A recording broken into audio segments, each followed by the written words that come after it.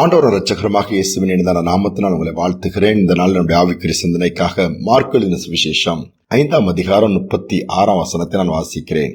அவர்கள் சொன்ன வார்த்தைகளை இயேசு கேட்டவுடனே ஜெப ஆலய தலைவனை நோக்கி, பயப்படாதே, விசுவாசம் உள்ளவனாய் இரு என்று சொன்னார். பயப்படுகிற நேரத்திலெல்லாம் ஆண்டவர் சொல்லுகிற வார்த்தை பயப்படாதே.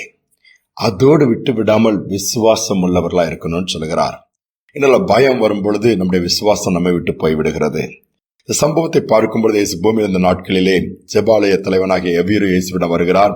தன்னுடைய மகள் வியாதியா இருக்கிறாள், நீர் வந்து ஜெபித்தால் போதும் அல்லது தொட்டால் போதும் சுகத்தை பெற்றுக் கொள்வார் என்று சொல்லி கேட்கும் பொழுது இயேசுவும் வருகிறேன் என்று வாக்கு கொடுத்து விட்டார்.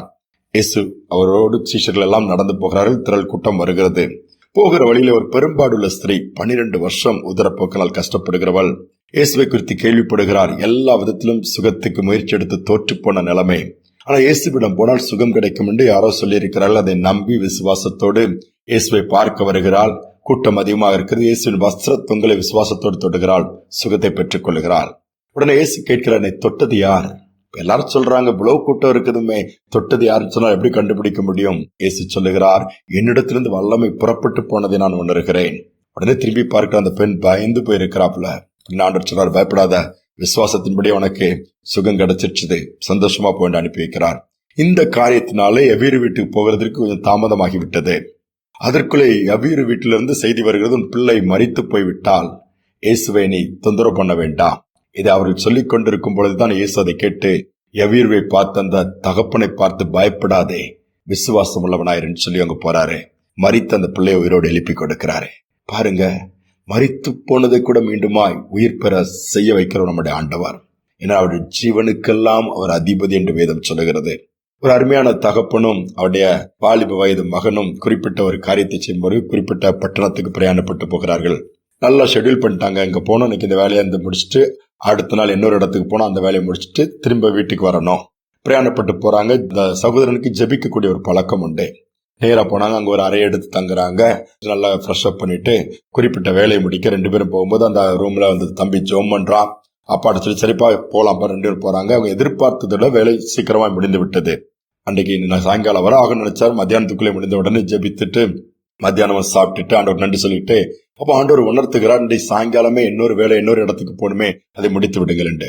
தகப்பன்னு சொல்லலாம், இல்லப்பா நைட் ஆயிருமா, கஷ்டமா இருக்கும். இல்ல டேடி, நம்ம போகணும் கண்டிப்பா, எனக்கு அப்படிப்பட்ட ஒரு உந்துதல் ஆண்டவர் கொடுக்கிறான்னதும் பிரயாணப்பட்டு போனாங்க. அது கொஞ்சம் காடு மேடான பாதையை தாண்டி போனோம், கிராமங்கள் எல்லாம் தாண்டி அடுத்த பகுதிக்கு போனோம். ஆனா இரவாயிடுச்சுது. பஸ் ஏறி உட்காந்துட்டாங்க, போய் சேருவோமாங்கிறது சந்தேகம் வந்துருச்சுது. எனக்கு ஒரே பயம். அந்த பெரியவர் சொல்லாரு, அங்கேயே தங்கிட்டு நாளைக்கு வந்திருக்கலாம். நான் சொன்னா கேட்டியா? நான் ஆண்டவர் அந்த தம்பிட்ட பேசிட்டே இருக்கிறார், பயப்படாத, விசுவாசம் உள்ளவனாயிரு, நைட்டு போய் அங்க சேர்ந்துருவீங்க. ஆனா எந்த வாய்ப்புமே இல்ல. பஸ் பாதிக்கு மேல போகாதுன்ட்டாங்க. அங்க நிக்கிறாங்க, மழையும் பெய்யுது, கரண்ட் கட் ஆயிடுச்சு. ஒரு இடத்துல நிக்கிறாங்க, அது ஒரு கிராமம்.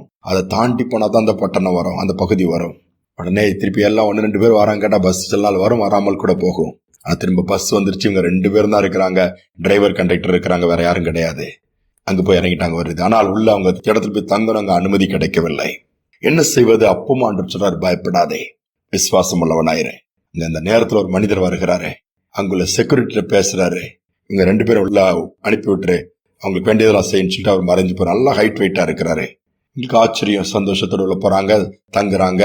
அடுத்த நாள் காலையில் அந்த வேலையை முடிச்சுட்டு திரும்பும் போது இப்படிப்பட்ட நபர் வந்து உதவி செஞ்சார் யாருன்னு சொன்னா, அப்படிப்பட்ட நபர் அங்க யாருமே இல்லை. அப்பொழுதுதான் அவர்களுக்கு புரிந்ததாம், அது வேறு மனிதர்கள்ல கர்த்தர் தேவதூதனை அனுப்பி இருக்கிறார், நமக்காக பேசும்படி அவர் ஆளை அனுப்பி இருக்கிறார் அந்த நடு இரவிலே என்று சொல்லி ஆண்டவரை மகிமைப்படுத்தினார்களாம். நம் விசுவாசத்தோடு ஆண்டோட வார்த்தைக்கு கீழ்ப்படிந்து காரியங்களை செய்யும் பொழுது எல்லா சூழ்நிலையும் நமக்கு சாதகமாய் மாற்றி கொடுக்கிறாரு. இந்த நம்பிக்கை தான் ஆண்டவர் இன்னைக்கு நமக்கு வைக்க விரும்புகிறார். சோர்ந்து போக வேண்டாம், பயப்பட வேண்டாம். நம்பிக்கை இழந்து போயிருக்கிறீங்களா? ஆண்டவர் சொல்ற வார்த்தை, பயப்படாதங்க, விசுவாசத்தை விட்டுறாதங்க. நிச்சயமாக கர்த்தர் சொன்னது நடக்கும். சரியான நேரத்திலே, ஒரு நாம் எதிர்பார்த்தபடி எதிர்பார்த்த நேரத்தில் நடக்கல என்று புலம்ப வேண்டாம். டைம் வரும், காரியங்களை கர்த்தர் நடத்துதை உங்கள் கண்கள் காணும். ஜெபிப்போம். எங்கள் அன்பின் தகப்பனே, சொன்னதை செய்து முடிக்கிற தேவன், திட்டம் பண்ணதை நிறைவேற்றுகிற தேவன், மரித்த சரீரத்துக்குள்ள கூட ஜீவனை கொடுத்ததாக வேதத்திலே பார்க்கிறோமே. இப்பொழுதும் நம்பிக்கை இழந்து போய் சோர்ந்து போய் பலவீனப்பட்டு போய் இருக்கிற பிள்ளைகள் இந்த நாள்ல நினைவு கூறுங்கப்பா. இனி அவ்வளவுதான், இனி ஒன்னும் நடக்க போறது இல்லைன்னு சொல்றவங்க எல்லாம் அப்பா ஆச்சரியப்படத்தக்க விதத்தில் அந்த பிள்ளைய குடும்ப வாழ்க்கையில ஒரு அற்புதம் நடக்கட்டும். அவருடைய கையின் பிரயாசங்கள் ஒரு அற்புதம் நடக்கட்டும். தொழிலில் ஒரு அற்புதம் நடக்கட்டும் அப்பா. திரும்பவும் எழுந்து கட்டத்தக்கதாய் ஒவ்வொருடைய ஆவியை உற்சாகப்படுத்துவீராக. நம்பிக்கையிலே வளர, நம்பிக்கையிலே பெருக உடைய நாமத்தை உயர்த்த அந்த பாக்கியத்தை ஒவ்வொருவருக்கும் கொடுங்க. இதனால் இதை கேட்கிற ஒவ்வொரு பிள்ளைடைய வாழ்க்கையில் ஒரு புது விதமான ஒரு விசேஷமான விசுவாசத்தின் ஆவியை ஊற்றுங்கப்பா. வழி நடத்துங்க. துதிகனமை ஏற்றுக்கொள்ளும் இயேசுவின் நாமத்தில் பிதாவே, ஆமேன், ஆமேன். எந்த சூழ்நிலையில விசுவாசத்தை விட்டுறாதங்க. கர்த்தர் மேல அந்த விசுவாசத்தை வைங்க. கால தாமதம் போல் நமக்கு தெரியலாம் இல்லை, சரியான நேரத்துல சரியான காரியங்களை செய்து கொடுத்து நம்மை சந்தோஷப்படுத்துவார். இந்த சிந்தனையோட நாளை தொடர்வோம். மீண்டுமாய் நாளை தினம் சந்திப்போம்.